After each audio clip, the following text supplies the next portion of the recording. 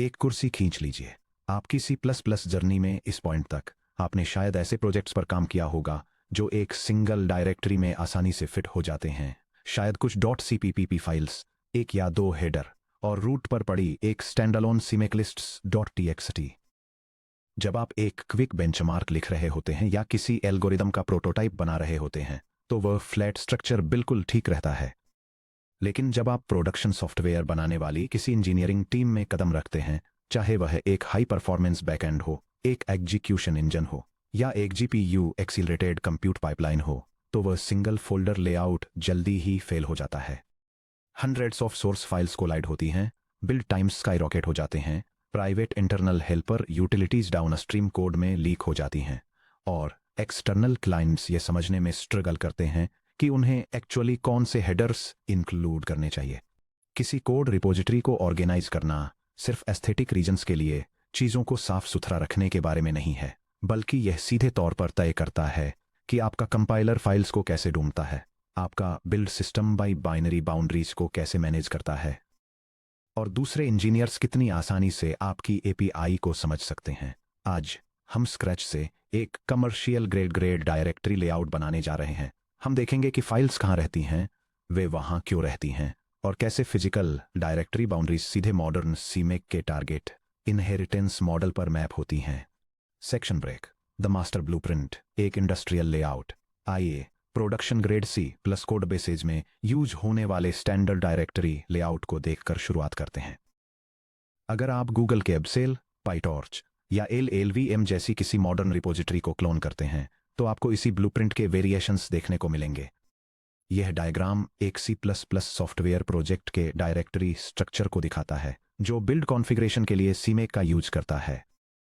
यह एक modular layout दिखाता है जो public header files, source code implementations जिसमें कूड़ा GPU कर्नल्स शामिल हैं, डॉक्यूमेंटेशन, गूगल टेस्ट फ्रेमवर्क पर बेस्ड यूनिट टेस्ट्स और थर्ड पार्टी डिपेंडेंसीज को अलग करता है। पहली नज़र में यह बहुत ज़्यादा तामझाम लग सकता है। चीज़ों को इंक्लूड या माई प्रोजेक्ट और सोर्स में क्यों स्प्लिट करें? इंजन.hpp को उसी डायरेक्टरी में इंजन.cpp के ठीक बगल में क्यों न रखा जाए?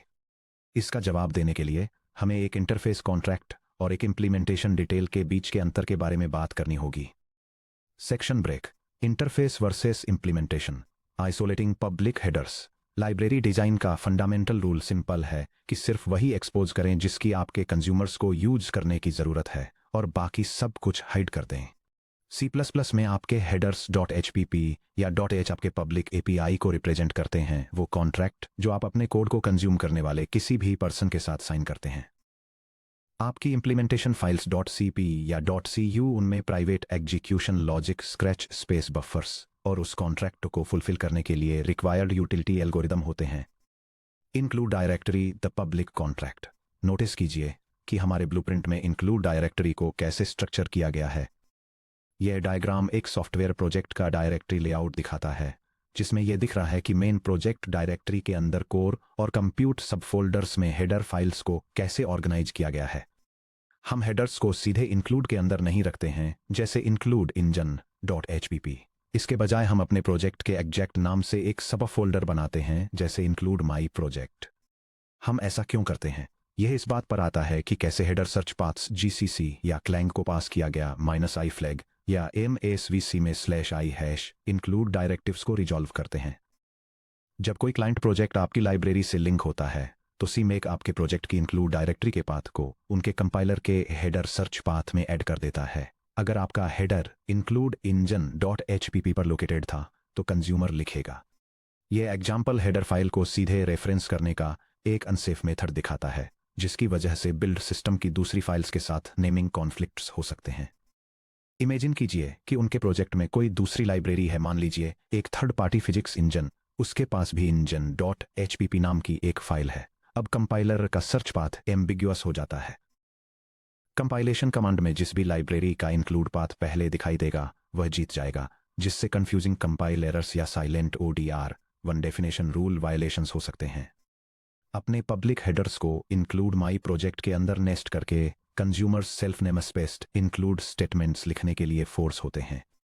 यह एग्जाम्पल मेन प्रोजेक्ट फोल्डर से शुरू होने वाले फुल पाथ के जरिए हेडर फाइल को रेफरेंस करने का सिक्योर और एक्सप्लिसिट अप्रोच दिखाता है, जिससे नेमिंग कॉन्फ्लिक्ट्स से बचा जा सकता है। ये बड़े डिपेंडेंसी ट्रीज में हेडर कोलिजन्स को रोकता है और कंज्यूमर के कोड को पढ़ने वाले किसी भी पर्सन को तुरंत बताता है कि वह क्लास या फंक्शन कहां से आता है। SRC directory the private domain, जबकि इंक्लूड पूरी दुनिया के लिए ओपन है। SRC आपकी लाइब्रेरी का प्राइवेट इंप्लीमेंटेशन डोमेन है। SRC के अंदर आप सोर्स इंप्लीमेंटेशन फाइल्स .cpp या .cu रखते हैं जो सीधे ऑब्जेक्ट फाइल्स में कंपाइल होती हैं। प्राइवेट इंटरनल हेडर्स, उदाहरण के लिए SRC या कोर या इंटरनल हेल्पर्स .hpp, जिसमें helper macros, platform specific glue या लो लेवल डेटा स्ट्रक्चर्स होते हैं जिन्हें एक्सटर्नल कंज्यूमर्स को कभी भी टच नहीं करना चाहिए।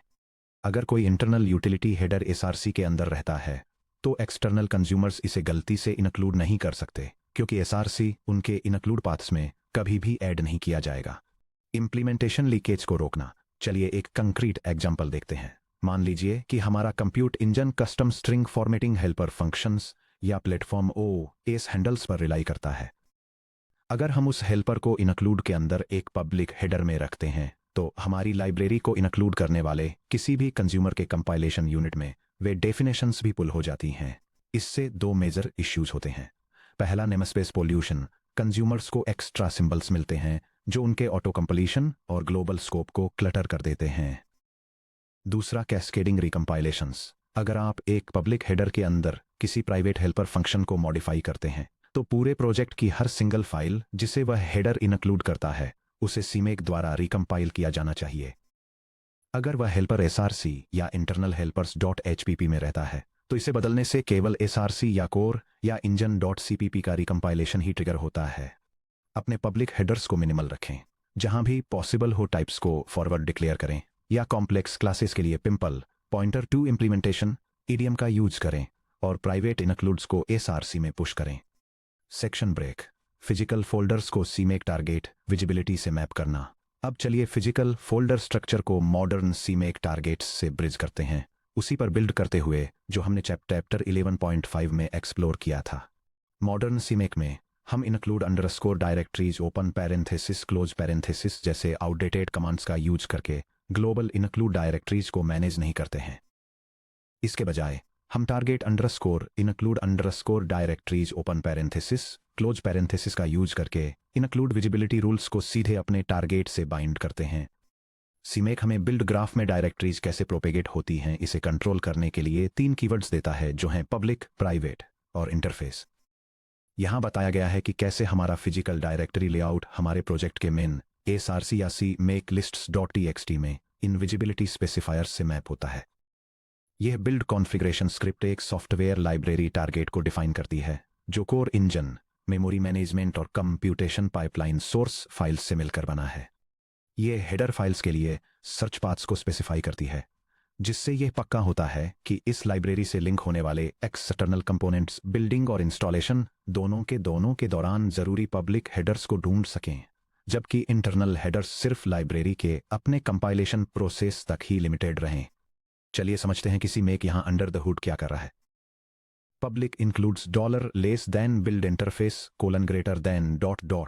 या इंक्लूड को पब्लिक मार्क करने से 2 चीजें होती हैं। जब माई प्रोजेक्ट लिब खुद बिल्ड हो रहा होता है तो कंपाइलर को -i या पाथ या 2 या माई प्रोजेक्ट या इंक्लूड मिलता है कोई भी डाउनस्ट्रीम टारगेट जैसे एक एग्जीक्यूटेबल या यूनिट टेस्ट। जो target link libraries my app private my project lib को कॉल करता है वह ऑटोमेटिकली अपने कंपाइलर फ्लैग्स में -i या पाथ या 2 या माई प्रोजेक्ट या इंक्लूड को इनहेरिट कर लेगा। The $build interface $greater than generator expression ये सुनिश्चित करता है कि लोकल डेवलपमेंट और कंपाइलेशन के दौरान सीमेक आपके लोकल बिल्ड फोल्डर ट्री का यूज करता है, लेकिन जब पैकेज को बिल्ड किया जाता है और मेक इंस्टॉल के जरिए टारगेट सिस्टम पर इंस्टॉल किया जाता है तो यह seamlessly relative installed path open bracket (install interface $include greater than close bracket पर मैप हो जाता है। प्राइवेट इंक्लूड्स SRC या $C make current source dir जो कि SRC या है को प्राइवेट मार्क करने से SRC या के अंदर की फाइल्स जैसे कि इंजन .cpp रिलेटिव या रूट रिलेटिव इंक्लूड्स का यूज करके इंटरनल हेडर्स जैसे #include core या इंटरनल हेल्पर्स .hpp को इंक्लूड कर सकती है। डाउनस्ट्रीम कंज्यूमर्स इस पाथ को कभी भी इनहेरिट नहीं करेंगे और अगर कोई एक्सटर्नल एप्लीकेशन है #include less than internal helpers dot HPP greater than लिखने की कोशिश करती है तो उनका कंपाइलर तुरंत एक file not found error report करेगा। आपका फिजिकल लेआउट और आपका build configuration absolute software architecture boundaries को एनफोर्स करने के लिए मिलकर काम करते हैं। Section break. The supporting cast tests या डॉक्स या सीमेक या और थर्ड पार्टी या एक रियल प्रोडक्शन कोडबेस को सिर्फ सोर्स कोड और हेडर्स से ज़्यादा की ज़रूरत होती है और इसे automated testing, documentation generation, build tooling और डिपेंडेंसी मैनेजमेंट की ज़रूरत होती है।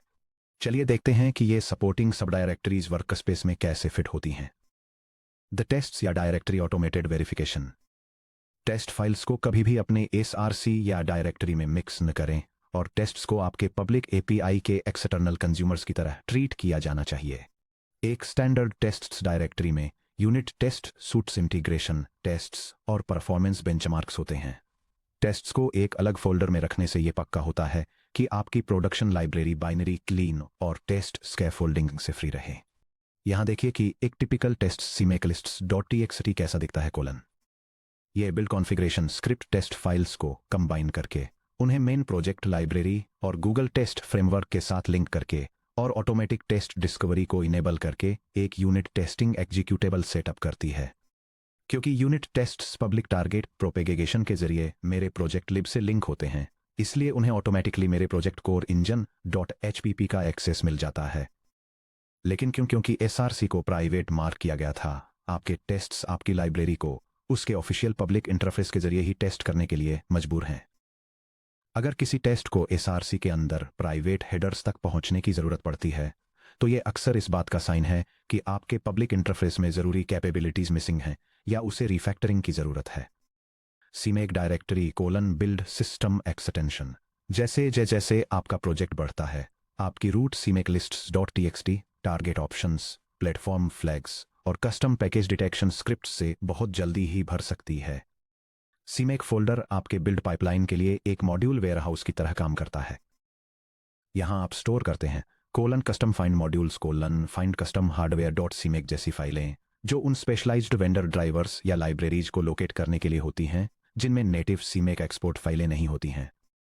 Toolchain files embedded ARM CPU या स्पेसिफिक CUDA टूलचेन एनवायरनमेंट्स को टारगेट करने के लिए क्रॉस कंपाइलेशन स्क्रिप्ट्स, मैक्रो और function definitions modular helper scripts जैसे कि सेट कंपाइलर फ्लैग्स.cmake और एड सैनिटाइजर्स.cmake। आप इस फोल्डर को list open parenthesis append cmake underscore module underscore path dot close parenthesis का यूज करके अपनी रूट cmake_lists.txt में लिंक करते हैं। ये configuration script custom build scripts के लिए एक लोकल डायरेक्टरी को इंक्लूड करने के लिए बिल्ड सिस्टम सर्च पाथ को अपडेट करती है। इसके बाद ये प्री डिफाइंड कंपाइलर सेटिंग्स के एक सेट को लोड करती है और एक mandatory external hardware support package को सर्च करती है। Docs directory living architecture. बिना डॉक्यूमेंटेशन के कोड एक लायबिलिटी है। डॉक्स डायरेक्टरी में डॉक्सीजन, स्फिंक्स या ब्रीद जैसे ऑटोमेटेड डॉक्यूमेंटेशन टूल्स के लिए कॉन्फ़िगरेशन फाइलें होती हैं और साथ ही आर्किटेक्चरल डायग्राम्स और डिज़ाइन डॉक्स भी होते हैं। डॉक्स डायरेक्टरी के अंदर Doxygen configurations open parenthesis doxy file close parenthesis को वर्जन कंट्रोल रखकर आप डॉक्यूमेंटेशन जनरेशन को सीधे अपने सीमेक पाइपलाइन में इंटीग्रेट कर सकते हैं। ये सीमेक बिल्ड स्क्रिप्ट चेक करती है कि क्या सिस्टम पर डॉक्सीजन टूल इंस्टॉल्ड है। अगर ये मिल जाता है तो script necessary documentation settings file को कॉन्फ़िगर करती है और एक कस्टम बिल्ड टारगेट डिफाइन करती है जो API डॉक्यूमेंटेशन जनरेट करने के लिए डॉक्सीजन रन करता है। अब CMake build dot target docs run करने से आपके सोर्स कमेंट्स से सीधे complete structured HTML documentation generate होता है। थर्ड पार्टी या वेंडर डायरेक्टरी यानी external dependencies modern C++ third party libraries को हैंडल करने के कई तरीके ऑफर करता है, जैसे VCPKG या कोनान जैसे पैकेज मैनेजर्स या सीमेक का नेटिव फेच कंटेंट। हालांकि बिल्ड्स पर टाइट कंट्रोल या ऑफलाइन कंपाइलेशन एनवायरनमेंट्स के लिए प्रोजेक्ट्स अक्सर वेंडोर थर्ड पार्टी कोड को थर्ड पार्टी में रखते हैं। अगर आप डिपेंडेंसीज को गिट सबमॉड्यूल्स के रूप में लाते हैं तो वे यहां रहती हैं। आपका रूट cmake_lists.txt उन्हें एड सब डायरेक्टरी का यूज करके क्लीनली इनकॉर्पोरेट कर सकता है। यह build configuration script project build में गूगल टेस्ट फ्रेमवर्क डायरेक्टरी को ऐड करने से पहले एक्सटर्नल डिपेंडेंसीज के लिए टेस्ट्स के ऑटोमेटिक कंपाइलेशन को डिसेबल करती है। थर्ड पार्टी कोड को उसकी खुद की टॉप लेवल डायरेक्टरी में अलग करने से इंटेलेक्चुअल प्रॉपर्टी बाउंड्रीज साफ होती हैं, स्टैटिक सिक्योरिटी स्कैनिंग आसान हो जाती है और एक्सटर्नल कोड आपके प्रोजेक्ट के स्ट्रिक्ट कंपाइलर वार्निंग फ्लैग्स से अलग रहता है। Section break. एक complete top level CMake lists dot TXT orchestrator. अब जब हम समझ गए हैं कि हर डायरेक्टरी कैसे काम करती है, तो चलिए मैं आपको दिखाता हूं कि कैसे एक top level CMake lists dot TXT इन सभी अलग पार्ट्स को एक यूनिफाइड बिल्ड सिस्टम में जोड़ता है। ध्यान दें कि यह फाइल कितनी क्लीन और रीडेबल रहती है, क्योंकि वर्कलोड सब डायरेक्टरीज में डिस्ट्रीब्यूट हो जाता है। यह कॉन्फ़िगरेशन फाइल C++ और CUDA का यूज करने वाले प्रोजेक्ट के लिए बिल्ड सिस्टम सेटअप करती है। यह रिक्वायर्ड बिल्ड टूल वर्जन और प्रोजेक्ट डिटेल्स को स्पेसिफाई करती है। C++20 स्टैंडर्ड को एनफोर्स करती है और इसमें कस्टम कंपाइलर सेटिंग्स शामिल हैं। इसके बाद यह ऑप्शंस डिफाइन करती है जिससे यह कंट्रोल किया जा सके कि टेस्ट्स और डॉक्यूमेंटेशन बिल्ड होने हैं या नहीं। एक्सटर्नल डिपेंडेंसीज को इंक्लूड करती है, प्राइमरी सोर्स कोड को कंपाइल करती है और सिलेक्टेड ऑप्शंस के बेसिस पर ऑप्शनली टेस्ट और डॉक्यूमेंटेशन सूट्स को ऐड करती है। हर सब डायरेक्टरी का अपना focused CMake lists dot TXT होता है। रूट फाइल बस high level project configuration options और डायरेक्टरी ट्रेवर्सल को कोऑर्डिनेट करती है। Section break. Looking ahead directories से लाइब्रेरी बाइनरी फॉर्मेट्स तक। डायरेक्टरी स्ट्रक्चर को समझना सिर्फ आपके वर्कस्पेस को ऑर्गेनाइज करने से कहीं ज्यादा काम करता है। यह सीधे यह डिक्टेट करता है कि आपकी सोर्स फाइल्स लाइब्रेरी आर्टिफैक्ट्स में कैसे कंपाइल होती हैं। जब CMake आपकी SRC डायरेक्टरी को प्रोसेस करता है, तो यह उन कंपाइल्ड .cpp और .cu ऑब्जेक्ट फाइल्स को लेता है और उन्हें एक साथ बंडल कर देता है। आप अपने प्रोजेक्ट टारगेट्स को कैसे कॉन्फ़िगर करते हैं, इसके आधार पर वह बंडल कई रूप ले सकता है। स्टैटिक लाइब्रेरीज .a या .lib। सारा कंपाइल्ड मशीन कोड एक आर्काइव फाइल में पैक हो जाता है जो लिंक टाइम पर सीधे फाइनल एग्जीक्यूटेबल में बेक हो जाता है। शेयर्ड लाइब्रेरीज .so .dylib या .dll कोड को एक डायनेमिक बाइनरी की तरह बिल्ड किया जाता है जो मेन एप्लीकेशन से अलग रहती है और रन टाइम पर लोड होती है। Header only libraries. SRC के अंदर की कोई भी सोर्स फाइल्स पहले से बिल्कुल भी कंपाइल नहीं की जाती हैं। टेम्पलेट इंप्लीमेंटेशन कोड पूरी तरह से इनक्लूड के अंदर रहता है और सीधे कंज्यूमर की बाइनरी में कंपाइल हो जाता है। अगले सेक्शन 12.2 में हम एक्सप्लोर करने जा रहे हैं कि कैसे physical source layouts in dynamic compilation formats को इन्फ्लुएंस करते हैं। ऑपरेटिंग सिस्टम्स में डायनेमिक एक्सपोर्ट सिंबल्स को कैसे मैनेज करना है और स्टैटिक और डायनेमिक बिल्ड टारगेट्स के बीच CMake को सीमलेसली टॉगल करने के लिए कैसे कॉन्फ़िगर करना है।